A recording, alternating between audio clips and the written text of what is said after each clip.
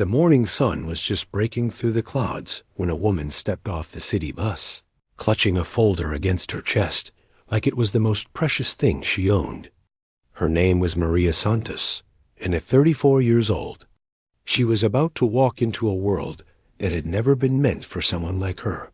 The building in front of her was all glass and steel, stretching up toward the sky like it was trying to prove something. Harrison and Cole Architecture Firm. She had read the name 100 times on the job listing. And now here she was, standing on the sidewalk, feeling smaller than she had ever felt in her life. Maria took a deep breath. She looked down at her shoes. They were old but clean.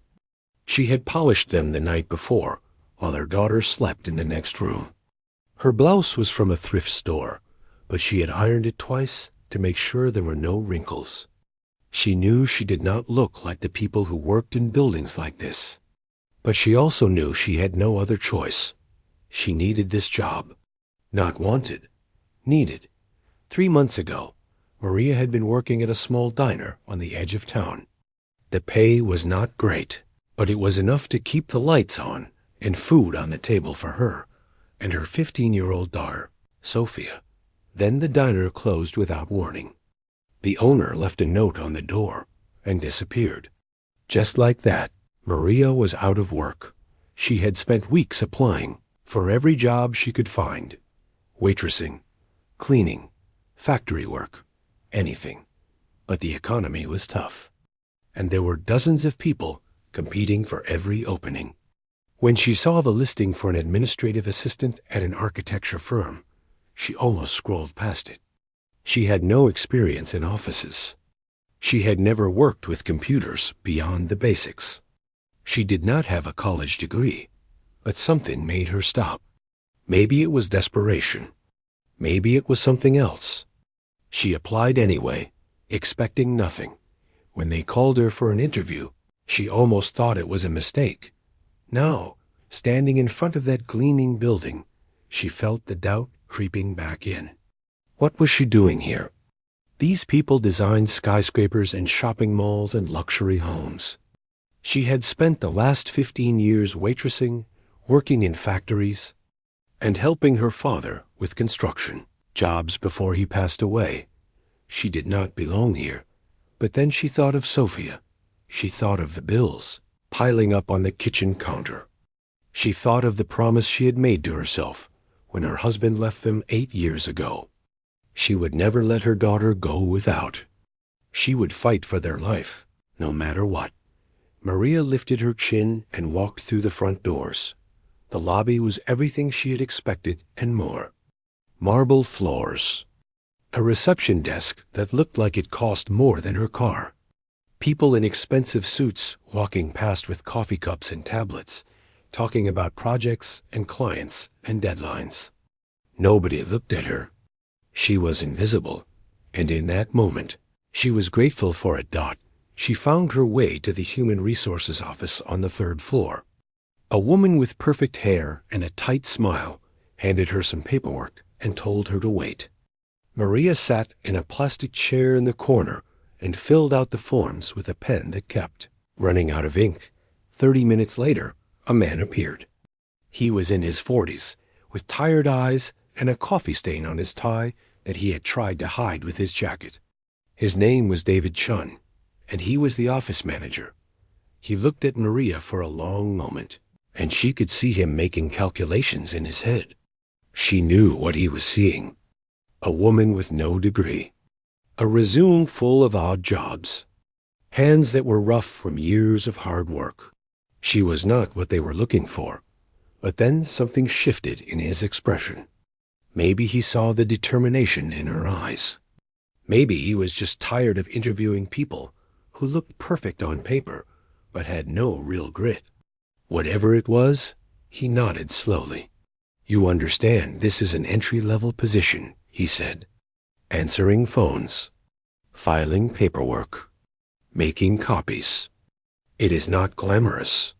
Maria nodded. "I understand. The pay is not great either." "I am not looking for great," she said quietly. "I am looking for a chance." David studied her for another moment. Then he did something that would change the course of her life, though neither of them knew it at the time. He hired her on the spot. Her first day was overwhelming. The office was a maze of cubicles and conference rooms, and people who all seemed to know exactly what they were doing. Maria was given a desk near the back, close to the copy machine and the supply closet. Her job was simple: answer the phones, transfer calls, organize files, keep the coffee pot full. She learned quickly that nobody paid much attention to her. The architects were too busy with their projects. The designers rushed past her desk without a glance. Even the other administrative staff treated her like she was temporary, like she would be gone in a few weeks. And maybe they were right to think that. Maria had no experience with office work. She made mistakes. She put calls through to the wrong people. She misfiled documents. She struggled with the computer system that everyone else seemed to navigate without thinking. But she did not give up. Every night, after Sophia went to bed, Maria stayed up studying. She watched videos online about how to use spreadsheets. She read articles about architecture just so she could understand what the people around her were talking about. She practiced typing until her fingers ached. And she did something else too. Something she had been doing since she was a little girl, sitting beside her father on construction sites while he built things with his hands. She sketched. Maria had always loved drawing. Not people or landscapes, but buildings, structures, spaces. When she was young, her father had taught her how to read blueprints, how to understand the bones of a building, how to see the beauty in something before it was even built. He had been a simple carpenter, but he had the soul of an architect. He just never had the opportunity to become one. After he died 3 years ago, Maria had put her sketchbook away. It hurt too much to draw without him. But now, surrounded by architecture every day, she found herself picking it up again. During her lunch breaks, while everyone else went out for expensive salads and coffee, she sat alone at her desk with a sandwich and her warm notebook, filling the pages with ideas that came from somewhere deep inside her. She never showed anyone. These sketches were private. They were hers and her father's, a connection to him that she was not ready to share with the world. Weeks turned into months. Maria became better at her job. She stopped making as many mistakes. She learned the names of the clients and the preferences of the senior architects. She figured out how to fix the copy machine when it jammed, which happened more often than anyone wanted to admit, but she was still invisible. Still the quiet woman in the back who answered phones and made copies. Still someone that people looked past without really seeing. She heard them sometimes, talking about her when they thought she could not hear. The receptionist with the rough hands. The one who eats lunch alone. The one who is always scribbling in that old notebook. They did not say it to be cruel. They just did not think about her at all, and that was fine with Maria. She was not there to make friends or impress anyone. She was there to provide for her daughter. She was there to survive. She had no idea that everything was about to change. 6 months had passed since Maria first walked through those glass doors, and she had settled into a quiet rhythm. She arrived early. She stayed late. She did her job without complaint and went home to her daughter every night. It was not an exciting life, but it was stable, and after years of uncertainty, stable felt like a gift. But stability, as Maria would soon learn, can disappear in an instant. It started on a Tuesday morning. Maria was at her desk, sorting through a pile of mail, when she noticed something different in the air. The usual hum of the office was gone. People were whispering in corners. Doors that were normally open were now closed. She could feel the tension like a weight pressing down on the whole floor. Something was wrong. By lunchtime, the rumors had spread to every corner of the building. The firm's biggest client, a man named Richard Callahan, was threatening to walk away from a $40 million project. He was a tech billionaire who had made his fortune building software companies, and now he wanted to build something real. An eco-resort on the coast, a place where nature and luxury would come together in perfect harmony. It was supposed to be the project that put Harrison and Cole on the map internationally, but Richard Callahan was not happy. In fact, he was furious. The design team had presented 3 different proposals over the past 2 months, and he had rejected all of them. Too cold, too corporate, too ordinary. Those were the words he used in his emails, which Maria had seen when she was asked to print them out for the senior partners. He wanted something revolutionary, something that had never been done before, something that would make people stop and stare and feel something deep in their souls. The architects had tried everything. They had pulled all-nighters. They had brought in consultants. They had studied every eco-resort ever built, looking for inspiration. But nothing they created seemed to satisfy him. And now they had 72 hours left. 3 days to come up with a design that would save the contract and the reputation of the entire firm. Maria watched it all unfold from her desk in the back. She saw the senior architects rushing between meetings with dark circles under their eyes. She saw the junior designers hunched over their computers, their faces pale with stress. She heard the arguments behind closed doors, the raised voices, the frustration boiling over. The person at the center of it all was a man named Vincent Reeves. He was the lead designer on the project, and he had been with the firm for almost 15 years. He was talented, everyone said so. But he was also arrogant. He walked through the office like he owned the place, and he treated the support staff like they were beneath his notice. Maria had learned early on to stay out of his way. With the deadline approaching and his reputation on the line, Vincent was coming apart at the seams. On the second day of the crisis, Maria was walking past the main conference room when she heard a loud crash. She stopped and looked through the glass wall. Vincent was standing in the middle of the room, surrounded by blueprints and models that had been swept off the table onto the floor. His face was red. His hands were shaking. "This is garbage," he shouted at his team. "All of it. We have been working on this for months, and we have nothing. Nothing." The other designers sat in silence, too afraid to respond. One young woman looked like she was about to cry. Another man just stared at the table, his jaw tight. Maria stood there for a moment, invisible as always. And then she quietly moved on, but she did not stop thinking about it. That night, after Sophia had finished her homework and gone to bed, Maria sat at the kitchen table with her notebook open in front of her. She had been listening to the conversations around the office for days now. She had heard the complaints. She had read the clients' emails. She had seen the rejected designs, and she understood something that nobody else seemed to grasp. Richard Callahan did not just want a building. He wanted a feeling. Maria had read about him in a magazine article she found online.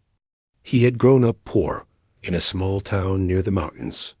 His grandfather had been a farmer who lived off the land, who understood the rhythm of the seasons and the value of simple things. Richard had spent his childhood summers on that farm, running through fields and swimming in the creek and falling, asleep to the sound of crickets. Then he had grown up and made his fortune in the cold world of technology. Glass offices and computer screens and endless meetings. He had everything money could buy, but somewhere along the way, he had lost that connection to the earth that had meant so much to him as a boy. That was what he wanted the resort to be. Not a showcase of modern architecture, not a monument to innovation. He wanted it to feel like coming home, like stepping back into those summers of his childhood, like being wrapped in the arms of the land itself. Maria understood this because she had felt it. Her father had built a cabin in the mountains when she was young. It was nothing fancy, just wood and stone and windows that looked out over the valley. But it was the most beautiful place she had ever known. When she was inside those walls, she felt safe. She felt connected to something bigger than herself. She felt at peace. Her father had taught her that a building was not just walls and a roof. It was a living thing. It had to breathe with the land, not fight against it. It had to welcome the sun and the wind and the rain like old friends. It had to make people feel something the moment they walked through the door. That was what Richard Callahan was looking for. And that was what the architects at Harrison and Cole could not seem to give him. They were too focused on being impressive, on winning awards, on pushing the boundaries of what was possible. They had forgotten the most important thing. A building had to have a soul. Maria stayed up until 2 a.m. that night, sketching. Her hand moved across the paper almost on its own, guided by memories and instincts she did not fully understand. She drew buildings that seemed to grow out of the earth, walls made of natural stone and reclaimed wood, roofs covered in living plants, windows positioned to catch the sunrise and the sunset, courtyards with water features that mimicked the sound of mountain streams. She drew spaces that were open and warm and filled with light, spaces where people could gather and talk and feel connected to each other and to the world around them, spaces that did not shout for attention but whispered an invitation. When she finally put down her pencil, her hand was cramped and her eyes were burning. But for the first time in a long time, she felt something stirring inside her, a spark that she thought had died with her father. She looked at the pages, spread across the table, and felt a strange mix of pride and fear. These designs were good. She knew they were good. But what could she do with them? She was nobody. A receptionist who answered phones and made copies. The people in that office would laugh at her if she tried to show them what she had drawn. She closed the notebook and put it in her bag. The next morning, the final day before the deadline, Maria arrived at work to find the office in chaos. Vincent had been up all night with his team, and they had produced one more design. But when they presented it to the senior partners in an emergency meeting, the response was grim. It was not good enough. Everyone knew it. They were going to lose the contract. Maria sat at her desk, her notebook hidden in her bag, and watched the people around her fall apart. She saw Vincent storm out of the building, his face twisted with anger and shame. She saw the founding partner, a woman named Elena Reyes, sitting alone in her office with her head in her hands. She saw young designers packing up their things, already preparing for the layoffs that would surely follow. And she felt her heart pounding in her chest. She thought of her father. She thought of the cabin in the mountains. She thought of every time she had been told she was not good enough, not smart enough, not important enough to matter. She thought of Sophia, waiting for her at home, counting on her to keep their little family afloat. Maria reached into her bag and touched the worn cover of her notebook, and she made a decision. Maria sat at her desk for almost an hour, her hand resting on the notebook inside her bag. Her heart was beating so fast she could feel it in her throat. Around her, the office had gone quiet. Not the peaceful kind of quiet. The kind that comes after a storm has torn everything apart and left nothing but wreckage behind. People were sitting at their desks, staring at their screens without really seeing them. Some were already whispering about updating their resumes. Others were just waiting for the official announcement that the contract was lost and the layoffs would begin. Maria knew she should stay quiet. She should keep her head down, do her job, and hope that she would survive whatever came next. That was what she had always done.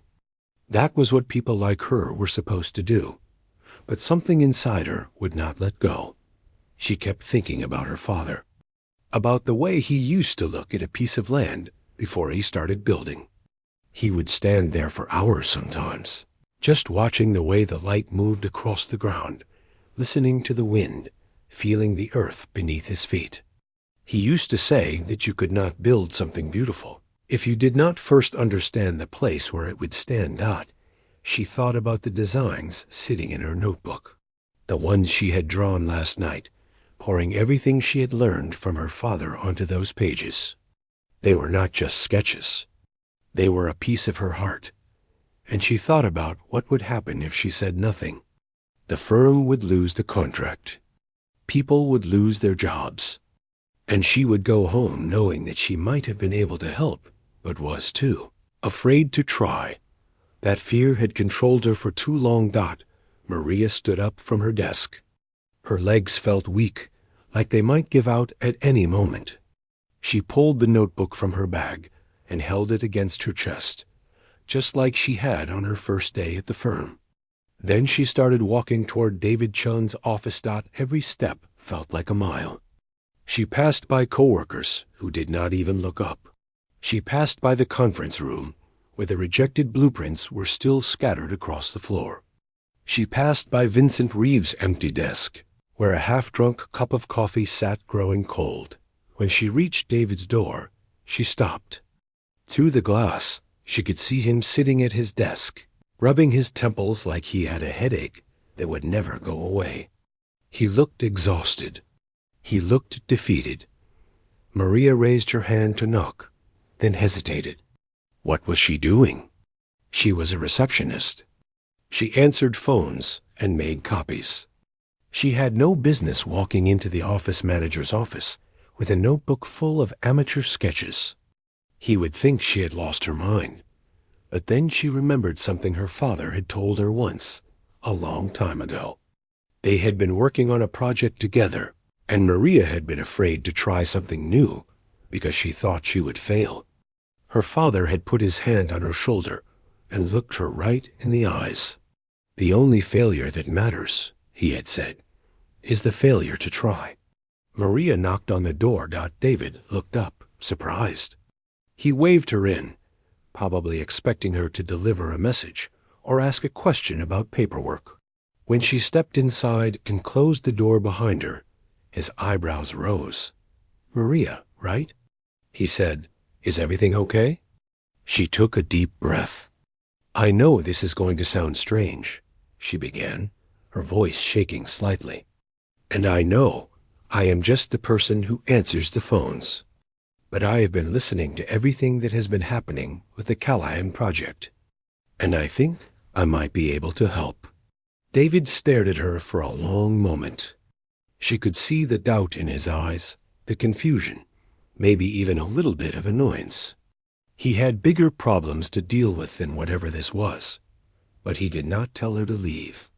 Instead, he leaned back in his chair and said, "Help how?" Maria stepped forward and placed her notebook on his desk. Her hands were trembling as she opened it to the first page of designs. "I have been sketching," she said quietly, "ever since I was a little girl. My father was a carpenter. He taught me how to see buildings, how to understand them. I know I do not have a degree. I know I am not an architect. But I think I understand what Mr. Callahan is looking for." David looked down at the notebook. For a few seconds, he did not say anything. His face was unreadable. Maria felt her stomach twist into knots. This was a mistake. She should not have come. She should have just kept her mouth shut and stayed invisible like she always did. Then David picked up the notebook and started turning the pages. His expression changed. The doubt faded. The confusion disappeared. In its place was something else. Something that looked almost like wonder. "These are ... He started, then stopped. He turned another page. And another. His eyes moved across the sketches, taking in every detail. The organic shapes. The natural materials. The way the buildings seemed to grow out of the landscape instead of sitting on top of it. "These are incredible," he finally said. "Where did you learn to do this?" Maria felt tears pricking at the corners of her eyes. "My father," she whispered. "He taught me everything. David stood up suddenly, the notebook still in his hands. "Wait here," he said. "Do not move. I need to show these to someone." He was out the door before Maria could respond. She stood alone in his office, her heart pounding, not knowing whether she had just made the best decision of her life or the worst. 10 minutes later, the door opened again. David walked in, followed by Elena Reyes, the founding partner of the firm. Behind her came two of the senior architects, their faces tired but curious. And behind them, to Maria's horror, came Vincent Reeves. He had returned to the office just in time to hear that the receptionist had shown up with a notebook full of designs. The look on his face was pure contempt. Elena Reyes was a woman in her 60s, with silver hair and sharp eyes that seemed to see everything. She walked straight to Maria and held out her hand. "May I?" she asked, gesturing toward the notebook that David was still holding. Maria nodded. Unable to speak, Elena took the notebook and began to study the sketches. The room was silent, except for the soft sound of pages turning. Maria could feel Vincent's eyes burning into her, full of resentment and disbelief. Who did she think she was? After what felt like an eternity, Elena looked up. Her expression was serious, but there was something else in her eyes. Something that made Maria's heart skip a beat. "These designs," Elena said slowly, "are exactly what Callahan described in every single meeting. The connection to nature, the warmth, the sense of coming home." She paused and looked directly at Maria. "How did you know?" Maria swallowed hard. "I listened," she said. "I read his emails when I was asked to print them. I heard what everyone was saying in the meetings. And I understood. My father built a cabin in the mountains when I was young. It was simple, but it was perfect.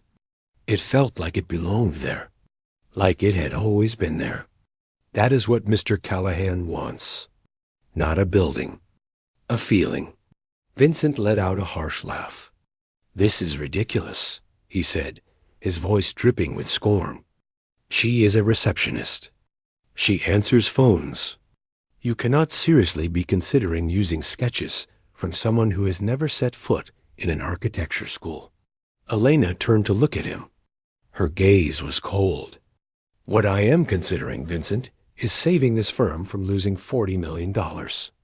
Your designs failed 3 times. Perhaps it is time to try something different." Vincent's face went red. He opened his mouth to argue, but Elena raised her hand to silence him. She turned back to Maria. "These sketches are rough. They would need to be developed into proper plans. But the vision is here. The soul of the project is here." She paused. "There is only one problem." Maria's heart sank. "What is that?" Elena's expression softened, just slightly. "If we present this to Callahan, he is going to want to know who created it. He is going to want to meet the person behind the design." She tilted her head. "Are you ready for that?" Maria felt the ground shift beneath her feet. Present to a billionaire client? Stand in a room full of people who had spent years studying architecture and explain why her sketches were better than theirs? The very thought made her want to run out of the building and never come back. But she thought of Sophia. She thought of her father. She thought of every time she'd been told she was not good enough. She looked Elena Reyes in the eye and said the only word that mattered: yes. The meeting was scheduled for 10 o'clock the next morning. That gave Maria less than 18 hours to prepare for the most terrifying moment of her life. After leaving the office that evening, she drove home in a daze. Her mind was spinning with everything that had happened. Elena Reyes, the founding partner of one of the most respected architecture firms in the city, had looked at her sketches and called them incredible. She had stood up to Vincent Reeves when he tried to dismiss Maria as nobody. And she had asked Maria to present her designs to a billionaire client. It did not feel real. None of it felt real. When Maria walked through the front door of her small apartment, Sophia was sitting at the kitchen table doing homework. She looked up and immediately knew something was wrong. Or maybe something was right. She could not tell from the expression on her mother's face. "Mom? What happened?" Maria set her bag down and sank into the chair across from her daughter. For a moment, she did not say anything. She just looked at Sophia, this beautiful girl who had been her reason for everything. Her reason for working double shifts. Her reason for never giving up.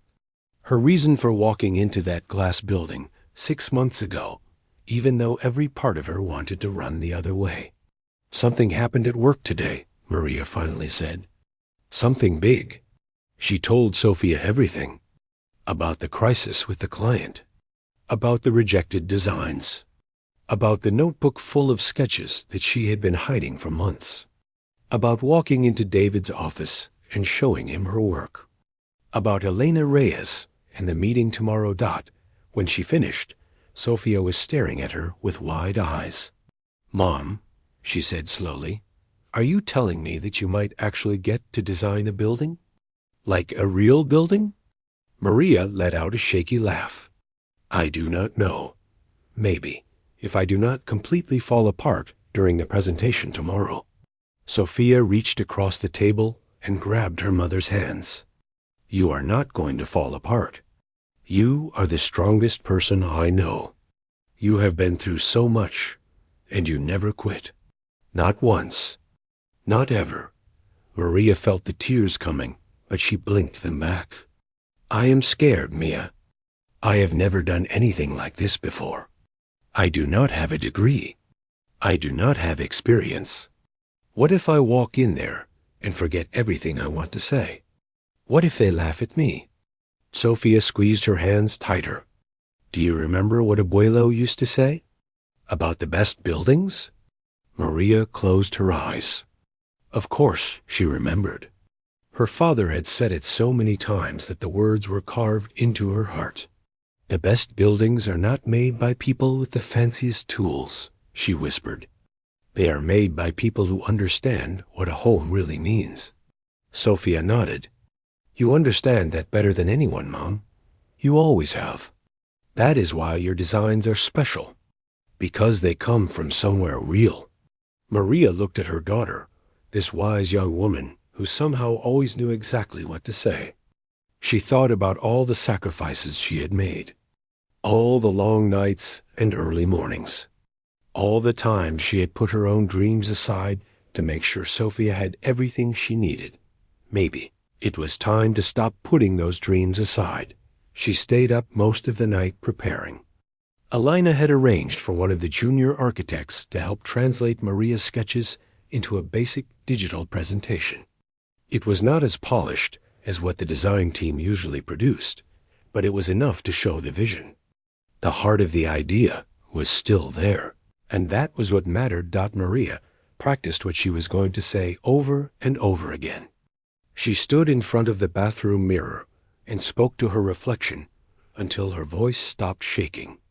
She wrote notes on index cards and then threw them away because they felt too stiff, too rehearsed. This was not about giving a perfect speech. It was about telling the truth. By the time the sun came up, she had not slept at all. She showered, got dressed, and stood in front of her closet trying to figure out what to wear. She did not own anything fancy. No designer suits or expensive shoes. Just the same simple clothes she wore every day. Then she remembered something. In the back of the closet, wrapped in plastic, was a blazer that had belonged to her father. He had worn it exactly once, to her high school graduation. It was old and slightly out of style, but it was his. She put it on over her blouse and looked at herself in the mirror. It fit perfectly. Sophia appeared in the doorway, still in her pajamas. "You look amazing, Mom." Maria turned to face her daughter. "I am wearing your grandfather's blazer," Sophia smiled. "I know. He would be so proud of you right now." They hugged for a long moment. And then Maria picked up her bag and walked out the door. The conference room at Harrison and Cole was on the top floor, with floor-to-ceiling windows that looked out over the city. When Maria arrived, Elena Reyes was already there, along with David Chun and a few other senior staff members. Vincent Reeves was notably absent. Elena had made sure of that dot at exactly 10 o'clock. Richard Callahan walked through the door. He was not what Maria had expected. She had imagined someone cold and intimidating, someone who looked like he belonged on the cover of a business magazine. But the man who entered the room was softer than that. He had gray hair and kind eyes and deep lines around his mouth that suggested he had smiled a lot in his life. He looked tired, though. Tired and maybe a little disappointed, like someone who had been let down too many times. Elena made the introductions. When she got to Maria, she paused. "And this," she said, "is Maria Santos. She is the creator of the design we are about to show you." Richard Callahan looked at Maria with curiosity. She could see him taking in her simple clothes, her nervous posture, the way her hands were clasped tightly in front of her. He was trying to figure out who she was and how she fit into this world of architects and designers. "It is nice to meet you," he said, extending his hand. Maria shook it. His grip was warm and firm. "Thank you for giving me this chance," she said. Her voice came out steadier than she expected. Everyone took their seats, and Maria moved to the front of the room. The presentation was ready on the screen behind her. Her sketches, transformed into digital images, waiting to be revealed. But before she touched the remote, she did something that surprised everyone, including herself. She started talking about her father. "My father was a carpenter," she began. "He never went to architecture school. He never designed famous buildings or won any awards. But he understood something that I think a lot of people forget. He understood that a building is not just walls and a roof. It is a feeling." She saw Richard Callahan lean forward slightly in his chair. "When I was a little girl, my father built a cabin in the mountains. It was small and simple, nothing fancy. But when you walked inside, you felt something. You felt safe. You felt connected to the land and the sky and everything around you. You felt like you had come home." Maria clicked the remote, and the first image appeared on the screen. A building that seemed to rise out of the earth itself, surrounded by trees and water and sky. "I read about you, Mr. Callahan," she continued. "I read about your grandfather's farm and the summers you spent there as a child. I think you are looking for that same feeling. Not a building that shouts for attention. A building that whispers an invitation. A place where people can remember what it means to be connected to the world." She moved through the rest of the presentation, explaining each element of the design. The living walls covered in native plants. The windows positioned to catch the morning light. The courtyards with water features that would fill the air with the sound of flowing streams. The materials sourced from the local land, so the resort would feel like it had always belonged there. When she finished, the room was silent. Maria stood there, her heart pounding, waiting for someone to say something. She looked at Richard Callahan, trying to read his expression. But his face was still unreadable. Then, slowly, he stood up. He walked toward the screen and stood in front of the final image. A rendering of the main building at sunset, glowing with warm light, surrounded by nature. For a long moment, he did not speak. Maria felt like she might collapse from the tension. Finally, Richard Callahan turned to face her. And for the first time since he had walked into the room, he smiled. "This," he said quietly, "is exactly what I have been looking for." Maria felt the breath leave her body. She heard Elena Reyes exhale with relief. She saw David Chun grinning from ear to ear, but all she could think about was her father, and the cabin in the mountains, and the little girl who used to sit beside him, learning to see the world through the eyes of a builder. She had finally stepped out of the shadows, and everything was about to change. The days that followed the presentation moved like a dream. Maria would wake up each morning half expecting to discover that none of it had really happened, that she was still just the quiet woman who answered phones and made copies, that Richard Callahan had never smiled at her designs and said they were exactly what he had been looking for, but it was real. All of it was real. Richard Callahan did not just approve Maria's design. He insisted that she be part of the team that would bring it to life. He told Elena Reyes in no uncertain terms that he wanted Maria involved in every step of the process. If she was not on the project, he said, then there was no project. Elena agreed without hesitation. She saw something in Maria that went beyond raw talent. She saw dedication. She saw heart. She saw someone who had been overlooked her entire life, but had never stopped growing, never stopped learning, never stopped believing that she had something valuable to offer the world. The firm offered Maria a new position, junior architect. It came with a real salary, benefits, and something she had never dared to dream about.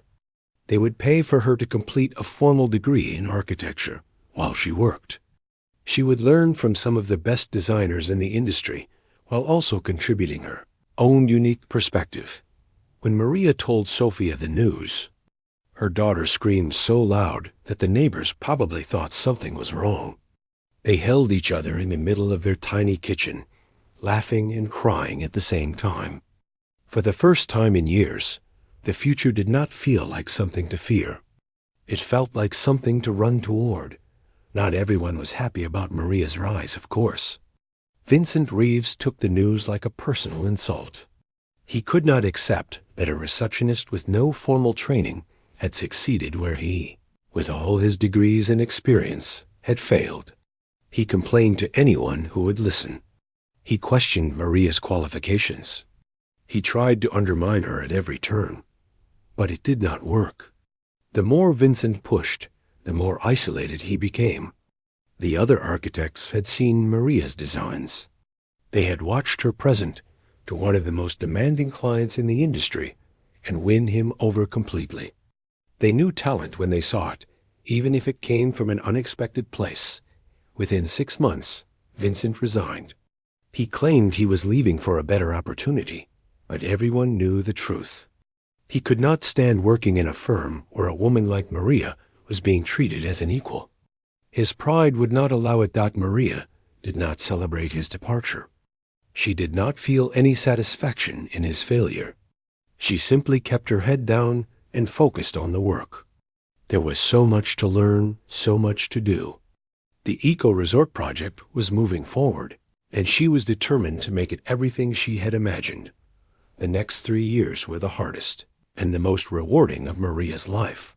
She worked during the day and studied at night. She spent weekends on the construction site, watching her designs slowly become reality. She made mistakes and learned from them. She faced doubt and pushed through it. She discovered strengths she never knew she had. Sophia watched her mother transform. The woman who used to come home exhausted and defeated now came home tired but alive. There was a light in her eyes that had not been there before. A sense of purpose. A quiet confidence that grew stronger with each passing month. They still lived in the same small apartment. Maria could have moved somewhere bigger, somewhere nicer, but she wanted to wait. She wanted to make sure this new life was solid before she made any big changes. Besides, that apartment held memories. It was where she and Sophia had survived the hardest years. It was where she had sat at the kitchen table and drawn the sketches that changed everything. Some things she had learned were worth holding on to. The eco-resort opened on a bright spring morning. 3 years after that fateful presentation, Maria stood at the entrance with Sophia by her side, watching as the first guests arrived. The building rose behind them, beautiful and warm and alive, just like she had imagined, just like her father had taught her. The resort was covered in living walls that changed color with the seasons. The windows caught the sunrise and filled the rooms with golden light. The courtyards echoed with the gentle sound of water flowing over stones. Everywhere you looked, there was a connection between the building and the land around it. It did not feel like a place that had been constructed. It felt like a place that had grown. The reviews came in within weeks. Architecture magazines called it revolutionary. Environmental groups praised its sustainability. Travelers from around the world booked stays months in advance just to experience what everyone was talking about. The resort won 2 major awards in its first year, including one for sustainable design that had never before been given to a first-time architect. Maria stood on the stage at the award ceremony, holding the trophy in her hands, and thought about the journey that had brought her here. The little girl sitting beside her father on construction sites. The single mother working double shifts just to keep the lights on. The invisible woman answering phones in the back of a fancy office. The terrified presenter in a borrowed blazer, telling a room full of strangers about a cabin in the mountains. All of those versions of herself had led to this moment. When reporters asked her what it felt like to go from receptionist to award-winning architect, Maria smiled softly and gave an answer that would be quoted for years to come. "I was always an architect," she said. "I just needed someone to look past what they expected to see." After the ceremony, Richard Callahan found her in the crowd. He looked different than he had 3 years ago. Lighter, happier. He told her that the resort had changed something in him. It had reconnected him to the parts of himself he thought he had lost forever. He thanked her not just for the building, but for reminding him what really mattered. Maria thanked him too, for taking a chance on a woman with no credentials and a worn notebook full of dreams. Today, Maria Santos runs her own small architecture firm. It is not the biggest or the most famous, but it is hers. She specializes in sustainable, community-focused design. Buildings that breathe with the land. Spaces that make people feel something the moment they walk through the door. She hires people that others overlook. Single parents trying to rebuild their lives. Career changers who discovered their passion late. Self-taught designers who never had the chance to go to school. She knows better than anyone that talent does not always come with a diploma. Sometimes it comes from struggle. Sometimes it comes from love. Sometimes it comes from a father who never got his own chance, but made sure to pass everything he knew to his daughter.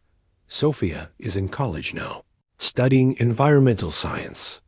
She wants to help protect the natural world that her mother has spent the last few years celebrating through her work. Sometimes on weekends, she visits the cabin in the mountains, the one her grandfather built with his own hands all those years ago. She sits on the porch and watches the light move across the valley, just like her mother used to do. The cabin still stands. It always will. And every building Maria designs carries a piece of her father's spirit within it. A reminder that the best things in life are not built with fancy tools or expensive materials.